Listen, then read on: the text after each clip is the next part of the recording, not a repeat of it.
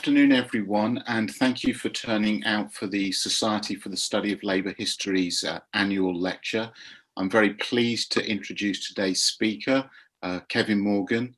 Kevin is Professor of Politics and History at the University of Manchester, and I can lay some claim to know him in a personal as well as an academic capacity. It occurs to me that there are three places where I will regularly bump into Kevin. One is in the foyer of the Bridgewater Hall when it's open, reflecting his long-standing and love of music.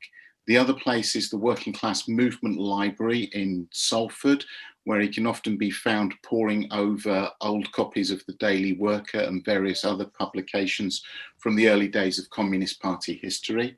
And the third place, more recently, has been the picket line, where it's always pleasing to see that theory being translated into practice. For those of you, I'm sure, who know Kevin's work, he has a long-standing interest in British communism, which was the subject of his PhD thesis, which was undertaken at the University of Manchester in another millennium, as we're now allowed to say, which gives some idea of how long-standing this interest might be. And he's published extensively on many aspects of communist, socialist, labour and working class history, including important monographs such as Labour Legends and Russian Gold, published by Lawrence and Wishart back in 2006, part of the Bolshevism and the British Left series. Also Bolshevism, Syndicalism and the General Strike, The Lost Internationalist World of A.A. Purcell, also published by Lawrence and Wishart in 2013, a volume which was described by Peter Beilhartz as a monumental work of painstaking scholarship. And more recently, Kevin has been working on questions related to leadership in the communist movement and received an AHRC fellowship for his project Communism and the Cult of the Leader. And some of this research appeared in his 2017 monograph, International Communism and the Cult of the Individual, Leaders, Tribunes and Martyrs under Lenin and Stalin, which was published by Palgrave Macmillan in 2017 and was described as, quote, a work of considerable accomplishment and erudition in the English Historical Review, and as a very fine and thoroughly researched work in the even more authoritative Labour History Review. Kevin is also a great believer in collaborative scholarship. He was the founder of the Communist History Network newsletter back in 1996, which subsequently became the journal 20th Century Communism, of which Kevin remains the editor. And he is the trustee, or one of the trustees, to the CPGB archives and also to the Working Class Movement Library.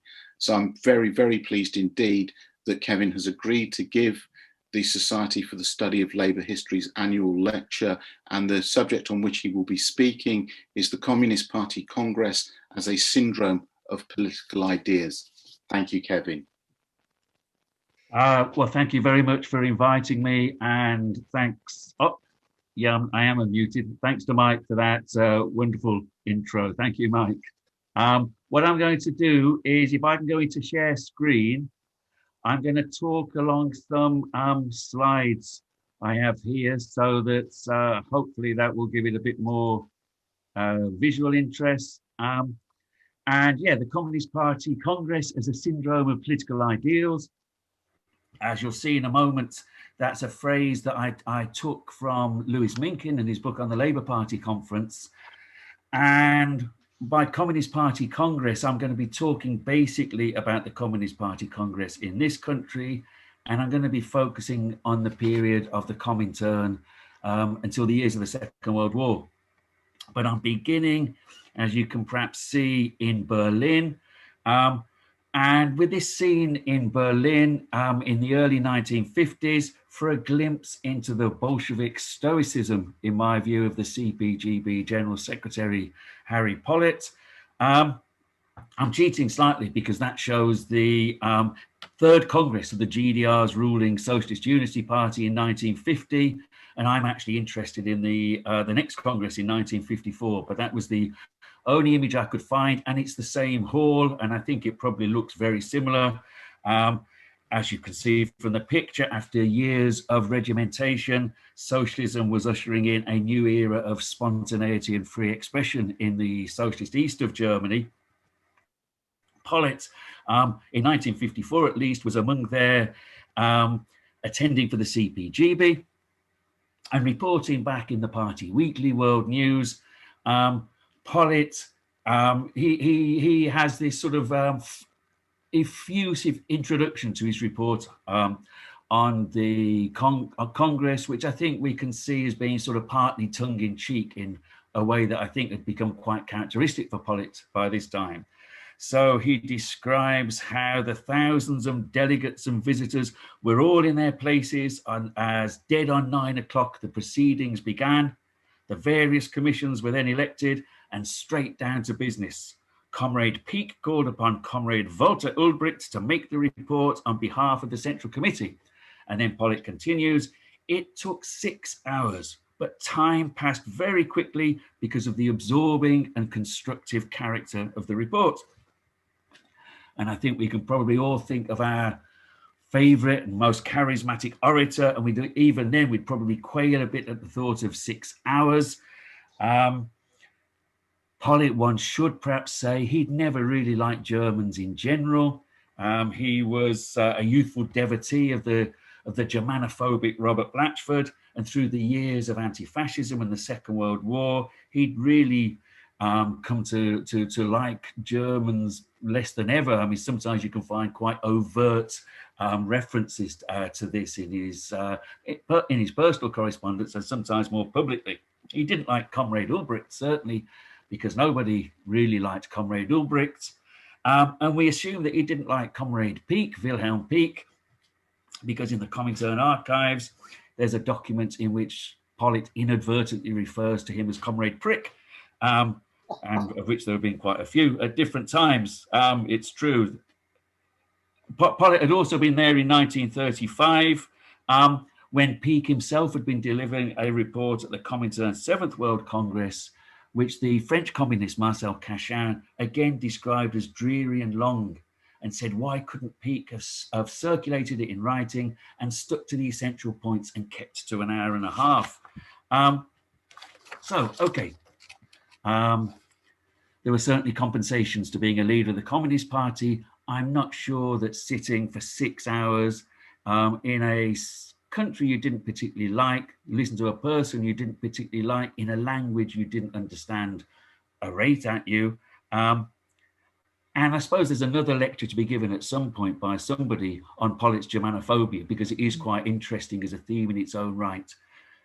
But why I'm introducing today's talk in that way is because I suppose what I'm really interested in is what was he doing in that room? What were all the others doing in that room? What was the function of this type of gathering? Because you can take the German example. What does Pollitt do immediately after this Congress? He goes back to Britain, where the CPGB, the British Communist Party, holds its own sort of miniature version of the same event, the 23rd Party Congress.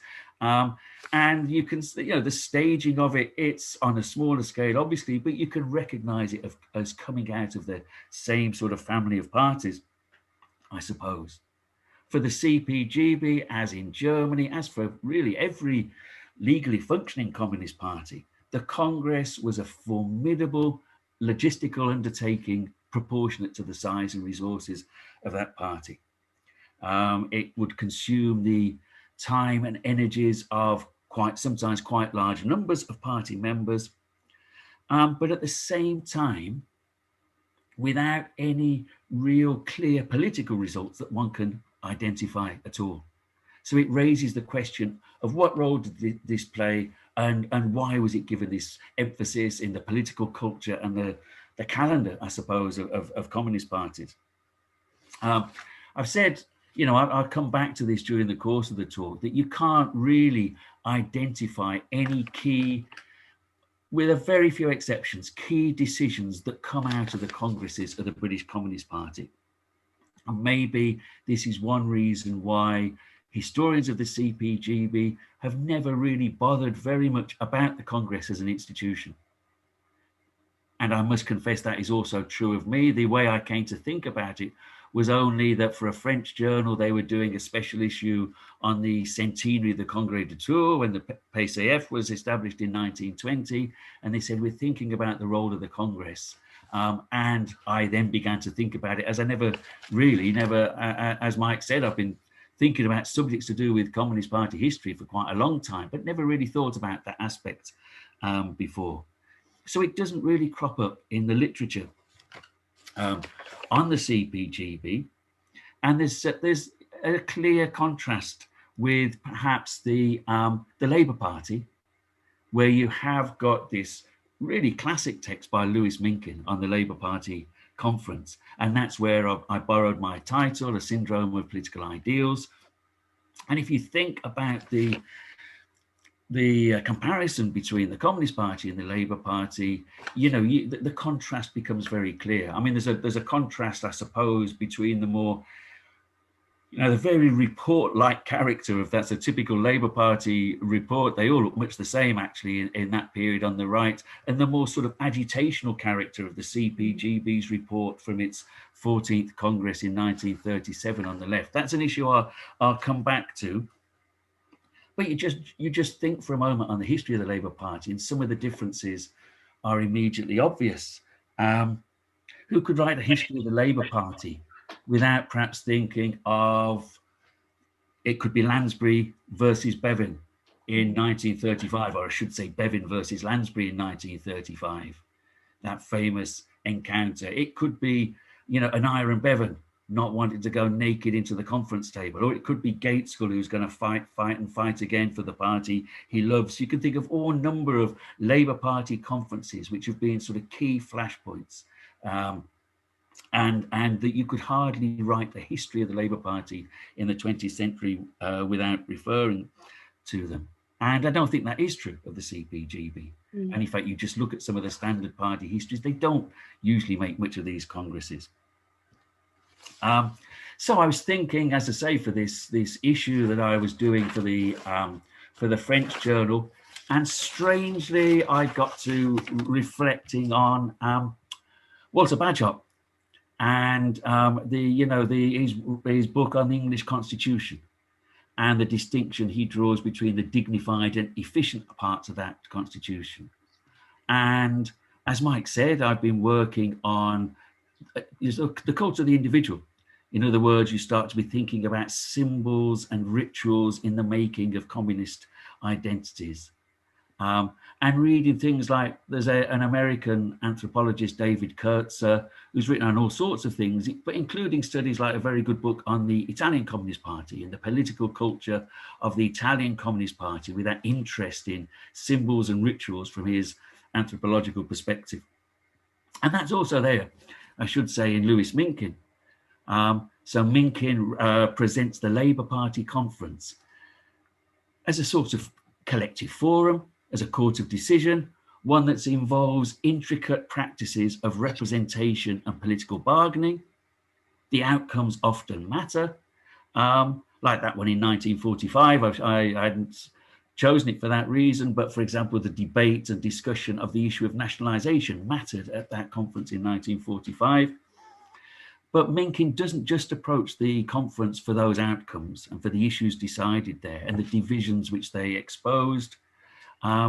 At least as important, as far as he's concerned, is the Labour Party conference and what it represents in terms of Labour's ethos, its collective sense of self. Hence this phrase, a syndrome of political ideals, which Minkin says in the Labour Party's case are egalitarian and participatory. And he documents that at great length in his book. And if you approach the congresses of the CPGB in the same way, I think you would probably characterize them as militant, formally democratic, hierarchical, and opaque. In Bagehot's terms, I think you could think of the Congress as providing a dignified and increasingly ritualized means of legitimizing forms of authority whose efficient mechanisms, like those of the British Constitution, I suppose, were for the most part hidden. So there are these, that's obviously what made me think of Bagehot in doing this. There are also clear differences with Bagehot. because the Communist Party, you know, coming out of the period when it did, and, you know, with it seeking to anchor itself within the culture of the labor movement, I suppose, seeking legitimation within the democratic culture of the modern left and the modern labor movement, the Communist Party Congress had a public face that appeared to be, I mean, it appeared to be rule bound, it appeared to be transparent, and wasn't. And it was actually its efficient procedures of influence and deliberation, which were frequently convoluted, secretive, arcane. And with Bagehot and his view of the English Constitution, it's precisely the other way around. So there's no direct analogy there that one could make.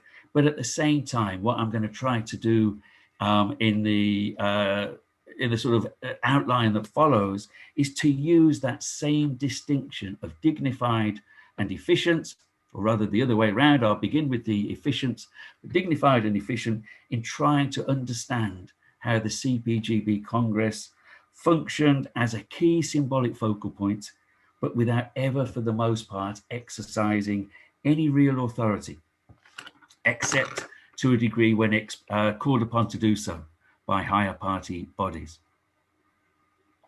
So there's a report of the Central Committee to the same 14th National Congress in 1937, and a reminder so that there is a sort of, you know, the culture of the labor movement. Here is the line of accountability from the leadership. I don't know why that says 1935 on there, because that isn't right. I didn't write that anyway. It's 1937. It is a line of accountability from the leadership to the membership, I suppose, as represented through the delegates at the Congress itself. They will see that even the word delegate was brought into question.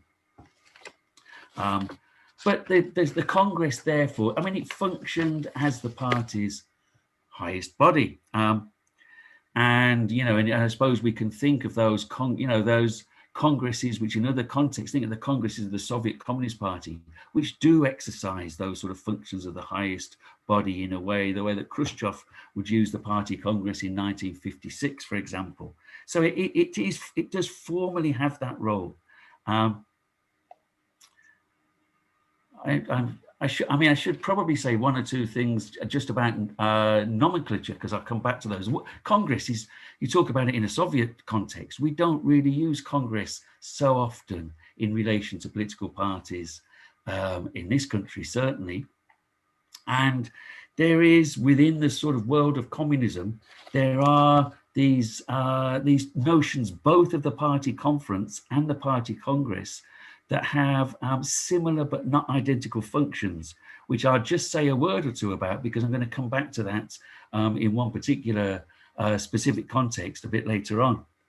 So the difference between the Congress and the conference is essentially it's the Congress which has those formal lines of accountability, which include the appointment of the new leadership, include the appointment of the Central Committee, as would have been elected at this Congress here. It's where you get this brief exercise in accountability in this overt way. The party conference doesn't necessarily involve that reporting back mechanism and that form of election. And if you look at like the Bolshevik Party's history, until Stalin basically stopped having any having either conference or congress, except very, very occasionally. But in the 1920s, the Bolsheviks alternated between the two. Initially every year, and then subsequently every 2 years, you'd move between a conference and a congress. What happened in this country, and I think in others, is basically the local preferred term of conference just gives way to that of Congress as part of the process of Bolshevization in the 1920s, as the Communist Party more self-consciously adopts a sort of Bolshevik model of organization. But nobody quite understands the difference. You get all these slippages between conference and Congress in this period, but at the same time, as part of the same process of adjustment, you get some further adjustments to what I suppose you could describe as established labor movement practices, which were of more material significance. Yeah, there's only time to go into a certain amount of detail, I suppose, but you could perhaps group them under 3 key headings, and I'll just say a word or two about each of those. So they would be essentially how the Congress was convened, how it was composed, and how it conducted its proceedings. And I'll actually start with the latter 2 of those, and then come to how the Congress was convened rather, even though that's arguably in some ways the most important of them. But yeah, how the party was composed brings us to this word delegate, which was also, you know, at the start of the Communist Party's history, delegates went to the conference. If you look at the Unity Convention in 1920, there's just a list of the delegates, actually where they lived, who they represented, and a report of what they said at that event. A very, you know, that was the traditional style of labor movements, gathering with its collective accountability and then reporting to whatever wider public there was on the basis of that accountability. The language, the actual word of the delegate was too deeply entrenched in this country to be done away with. So whereas the Congress did eventually replace conference, the Communist Party always referred to delegates. But nevertheless, it tried to rid itself in the Comintern period of the basic concept, I suppose, of the delegates.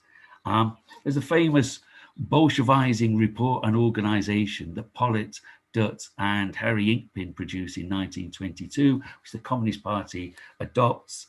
And actually, at that point, the word itself has disappeared. There's no mention of a delegate to a party congress, and any notion of either its responsibility or accountability to the wider membership is absent completely. Minute and binding instructions, the idea that you should go bound by whoever you were representing, that has also gone. And that does become a feature of the Communist Party Congress. I cite here the point made from its presidium, which is a detail I won't go into, but from the presidium in 1924, there are no delegates at this Congress. There are representatives with full powers to decide the affairs of the party without regard to any particular parish or local they may come from. And so even though the language of the delegates finally proved inextinguishable, the reality of delegation was denied in favor of this idea of a representative. And again, I'm quoting, I think this is from in the 30s, in fact, fully empowered to deliberate and take decisions on all questions placed before them. Which sounds like it might almost be a sort of Burkean ideal, but it wasn't some sort of Burkean ideal of unconstrained deliberation. Because at the Congress itself, there was a further filtering process through commissions and aggregation into district groupings and panels in which criticisms, objections, amendments, whatever that you brought with you to the Congress and wanted to get sorted there, that was dealt with away from the Congress floor. All sorts of examples one could give of that. I suppose the most obvious would be the Panels Commission, because the Panels Commission took over the responsibility for the role of essentially the election or the renewal of the Central Committee. And by the 1930s, it's doing so essentially by means of a recommended list that emerges from, a bit like the Tory party leader emerges until they start electing them in the 1960s. It emerges from behind the scenes of the Congress, and one then votes for it en bloc. This is actually first introduced in 1929 at the 11th Congress of the CPG. Interestingly enough, under the direct assistance and leadership of Comrade Ulbricht, who was there for the Comintern and who Pollitt later, or probably then actually, developed such an aversion to. So the recommended list is introduced. Actually, at that Congress in 1929, you've got the combative, truculent, independent-minded unemployed workers leader, while Hannington, one of the finest activists, in my view, that the CPGB ever produced. And Hannington is actually elected to the Central Committee, in a sense, in defiance of the recommended list. His name is added and he gets back onto the Central Committee. And that's a loophole that is closed up. So essentially, in terms of how it's composed and how it conducts itself, there's been a tightening of procedures in terms of what one would recognize in terms of certainly the earlier years of the Communist Party and the culture out of which it came. And the convening of the Congress was arguably, I would say, the most crucial limitation of all. Initially in the 1920s, there is some limited provision whereby a certain proportion of members can sort of call into being or set a process in motion by which there will be a special Congress. But that's forgotten by the end of the 1920s. Effectively, the authority to convene a party Congress is vested in the leadership itself, which, for the time being, effectively means the Comintern. And I'm simplifying because of time, but it's not hard to think of examples of this. That, by the way, is that's the 10th Party Congress, very grainy photo at the start of 1929.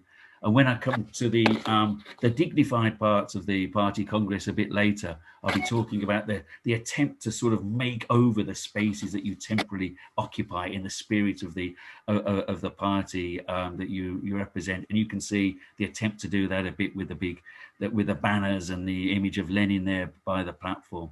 But the 10th Party Congress was carried out.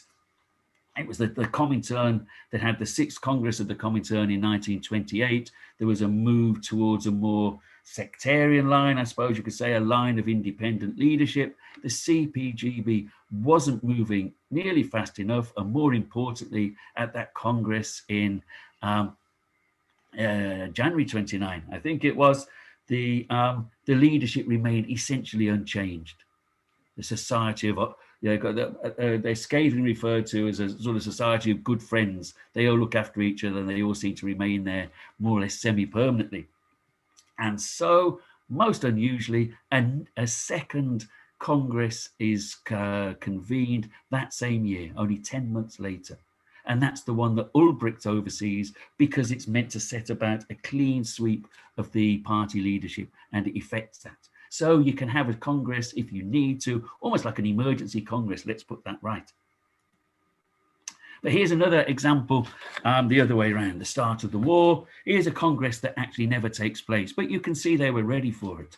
You'll know, perhaps, or I think most people know, that at the start of the war, there was this sort of famous about turn that the party made over the character of the war, and that this comes into effect precisely at the start of October 1939. And as you can see, they were ready to meet. The delegates were ready to meet in Stoke Newington Town Hall. And what better opportunity, you might think, to mobilize around the new anti-war policies that the party was going to adopt, to go through any issues that might raise. And the Congress, of course, didn't take place. The reason that was given was the lack of a suitable venue. What had happened to Stoke Newington Town Hall, I don't know. But I think it had become inopportune to hold a Congress, to bring a membership in at that moment. And I think one could perhaps contrast that with the Labour Party conference the following summer, or late spring, I suppose, because in May 1940, as the Nazis were advancing in Western Europe, the Labour Party conference did meet, and it did both debate and vote upon the decision to vote to join the government under Churchill. And I mentioned this distinction between Congress and conference, and you're probably wondering why I was going into that. But it's also quite interesting what happens after the 16th Congress, because you can see on the right there that it does eventually take place in 1943. But As of June 1941, the Soviet Union is in the war, the CPGB is supporting the war, and as you probably know, there is this influx of recruits such as never known in its entire history. And in May 1942, it does organize a national conference. It's now got a substantial membership, 50,000 or so. There's actually far more delegates at that national conference in 1942 than at any previous party congress. But it's only a conference. So what that means is there is no need to circulate the statements since the last party congress, no need for the Central Committee to report on its activities during what's become this embarrassing period of the anti-war line and the period of the Nazi-Soviet pact. So the conference is used as a device to get through that. And by the time you get to the Congress in 1943, then the reporting mechanisms are all back in place, but they just go back to that national conference. That's treated now as a quasi-Congress.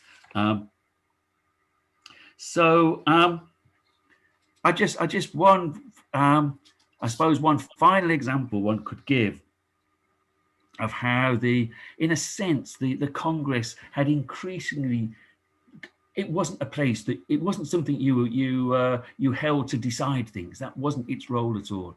And here are the two programs that the Communist Party adopted in its first three. Well, the British Road to Socialism then goes through various drafts, and it keeps it more or less throughout its existence.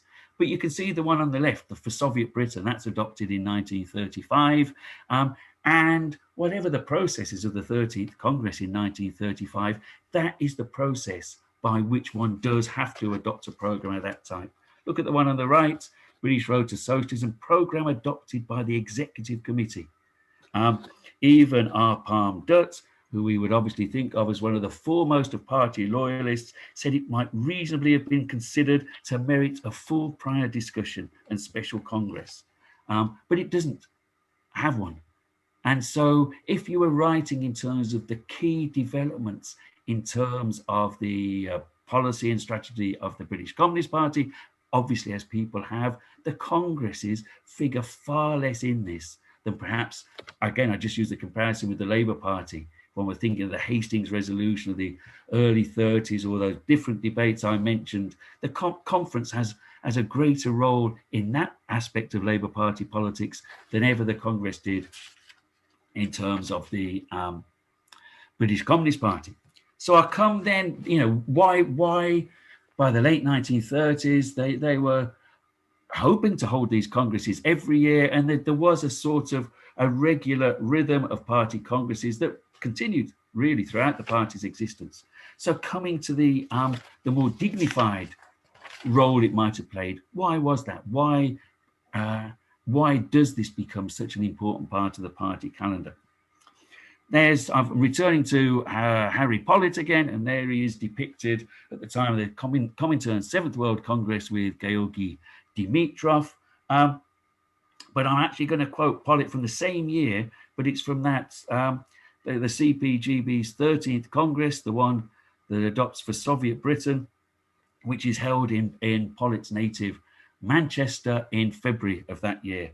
And I'll just quote the letter that Pollitt sends to Dutt immediately after. This is a letter that's in the Working Class Movement Library. What a Congress, from opening to end, splendid. If this doesn't result in a great going forward, nothing ever will. It was a real inspiration to the most case-hardened bullshit. The party demo in the Free Trade Hall, too, was something to be remembered forever. The workers came from all over Lancashire. I could sleep forever if sleep would come, but it won't. The mass movement grows. The party does count now. And in a way, and you can find other letters of Pollitt like that, actually, he might have been describing like one of these monster rallies, one of these great demonstrations. And in a sense, that's just what it was.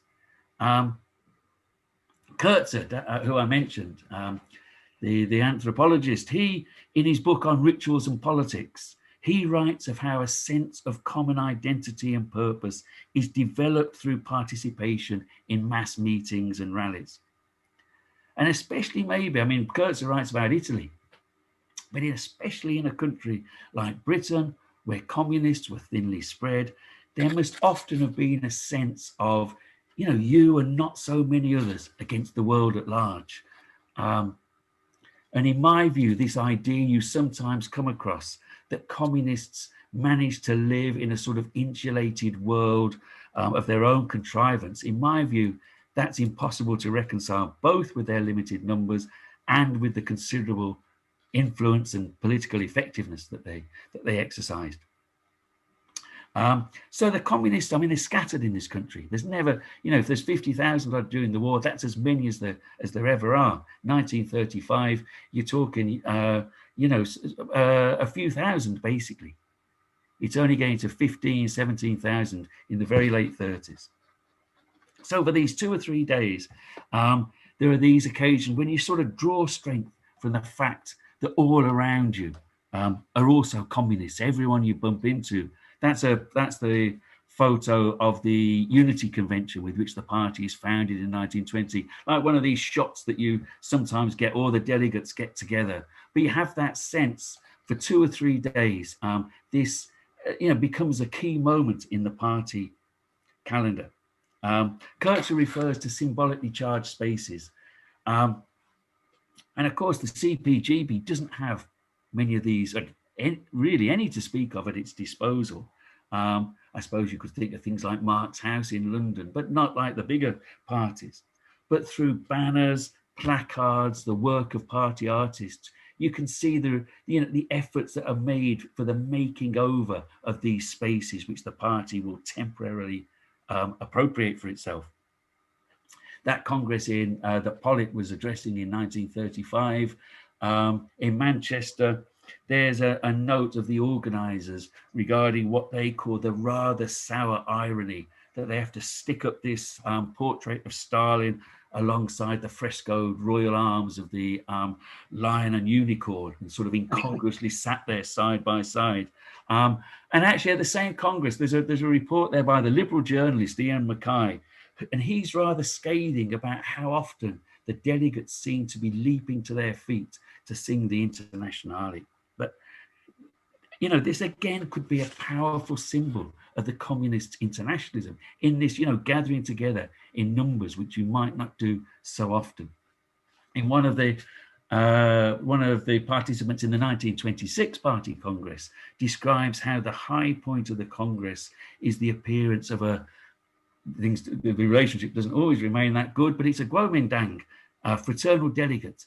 And he describes how there's real fierce enthusiasm, the international long clapping growing into spontaneous cheering. So the fraternal delegates, or a reference to colonial liberation, you could say that there is an element of rituals, but ritual have a political function, a binding function. There's another, this is like a collective representation of the party to itself. And another interesting feature in my view is this word serious, this sense of the delegate's seriousness, the disapproval of levity. And again, there was possibly a difference of tone with some other gatherings of the labor movement. This was like this, almost like a Bolshevik toughness, it seems.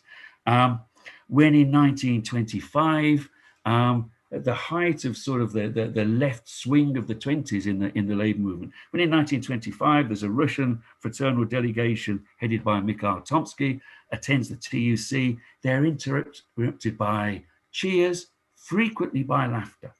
And Tomsky's wife, who is one of the party, says afterwards that British trade unionists are a very laughter-loving people. So at least it seemed that way to them. The following year, there's a contemporary report of the CPGB conference where there is a well-intentioned left-leaning local Labour councillor opens the conference with some humorous reflections on Labour movement personalities. And according to one of the delegates, he's heard out in such grim silence as to almost excite one's pity. It's like going to play one of these northern working men's clubs or something, and you can't seem to make any sort of breakthrough at all. And the same delegate also refers to a quite new, fierce kind of seriousness. showing itself in absence of rhetoric and marked absence of humour, except occasionally of a bitter kind. And there's another account from the same period refers to, the type of delegate. This is a good thing about the Party Congress. The type of delegate is first class, predominantly serious, active types, complete absence of freaks or eccentrics. That's an image from much later on, but I've wondered whether there is perhaps some well-meaning Labour alderman who is trying to cheer those delegates up, but finding it very hard going. That, although I think, is from decades after. What it means is there's a spectacle, a bit like that same image shows you, a spectacle that becomes increasingly focused on the platform. And there's an irony that I started with Pollitt and his slightly sardonic view of the ways in which the German comrades might do things. But Pollitt himself, by 1937, when Pollitt addresses the Party Congress, it's not particularly brief and the doors are locked. There's not going to be moving in and out of the room while the General Secretary is addressing you. Whatever he felt of Peake and Ulbricht, Pollitt was among the handful of party leaders whose speeches dominate the Congress proceedings. And you get these delegates who want more chance to hear more voices from the floor. But it's dominated by the same 3 or 4 figures. And that's actually also represented in the published text through which the Congress is, in a sense, the results of the Congresses are disseminated, because it's not like the Unity Convention in 1920, where, as far as they're able, they give some account of what every delegate may have contributed, like you do with the greater resources at the TUC or the Labour Party. What you now get is, you can see that's 1932 on the left, it's Pollitt's address. That's what we need to read. By 1935, because you're moving a bit more to this focus on the figure of the leader, Harry Pollitt speaks a call to all workers. So that is that's the product of that 13th Congress in 1935. And that it's probably exemplified by the 14th Congress in 1937. There's this huge build-up by a woman communist called Rose Smith, extolling Pollitt in terms of his, not so much, I mean, there's this cult of the individual, but it's Pollitt as the individual who epitomizes so much of the movements in which he has grown up, and takes you back to the Chartists, his own struggles in the movement, all of these evoked by Rose Smith in setting the scene for Pollitt. Remember, in a room that is locked, once you sat there, you've got to remain there for the rest of the proceedings. So this sort of the symbolism is important. Initially, you can trace it again back into the 1920s, where the delegates will stand solemnly while the funeral march is played, and they'll stand in the memory of Lenin. By 1932, Pollitt has begun asking delegates to stand in memory of class war prisoners, comrades, the victims of fascism and the class war overseas. By 1937, the CPGB has its own roll call of martyrs who had fought in Spain. 1937, Pollitt begins the proceedings reading out their names, and international brigaders, some who have been prisoners of Franco, they're on the platform. Arpage Arnott, who would have attended many party congresses, he writes in this sort of report back to Moscow, not a published document, how he's never seen the delegates so deeply moved as Pollitt speaks, and that during the final speech and evocation of what's going on in Spain, there are delegates in tears and so on. So it's this sort of symbolic binding moment, really, around the causes to which the communists are committed. And finally, as running towards a close now, just end with the point, there's the issue also of where the congresses are held. Because, like I mentioned, the TUC in 1925, and if the delegates are in such good spirits at the TUC in 1925, it's because they're meeting in Scarborough. And so why wouldn't they be? And if you think of the Labour Party and TUC conferences of the interwar years and beyond, it's like a roll call of seaside towns for the most part. 1940, I mentioned the one where Labour debates what it's going to do about the wartime coalition, and decides obviously to go into the wartime coalition by a large vote. That's in Bournemouth, where people haven't they been sort of flocking to escape lockdown and so on. So you compare that with Pollitt. Pollitt speaks to a call to all workers in February 1935 in Manchester, the depths of winter. Why in Manchester? Because that's what's seen at that point as being the sort of focal point of the struggle. Mosley trying to make inroads into the cotton districts, and the attempt at that time, 1935, to get non-party members to come to the Congress itself, or at least to the attendant rallies and demonstrations around it, as you've gathered together this critical mass of party activists in Manchester. 3 years later, go to Birmingham. And actually, as it turns out, in a way, sort of semi-fortuitously, it turns out to be more or less coincide with the build-up to the Munich crisis. But why Birmingham? This is it's synonymous with Chamberlainism and appeasement, therefore, politically. But it's also, it's like a Congress of the Popular Front that is trying to reach out to to people who maybe feel uprooted from Labour movement traditions on new housing estates and new industrial estates.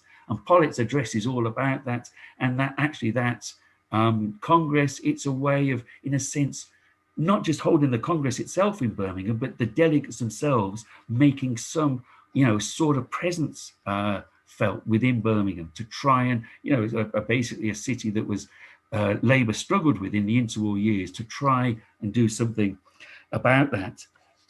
And so I think even in respect of where the Congresses were held, moving towards, what would be a conclusion. You couldn't really, as I say, you could write the political history of the Communist Party in terms of the decisions that it made, the strategies it adopted, almost without referring to these events. But I think in terms of the sort of the political culture with which drew people so much into Communist Party politics, and what bound them together in the close, militant, and very committed ways we know, I think that the Party Congress did function from that point of view. And I would just end perhaps with, there's another aspect, because I'm not going to go on for 6 hours like Ulbricht, or even for 2 or 3 hours like Pollitt probably did.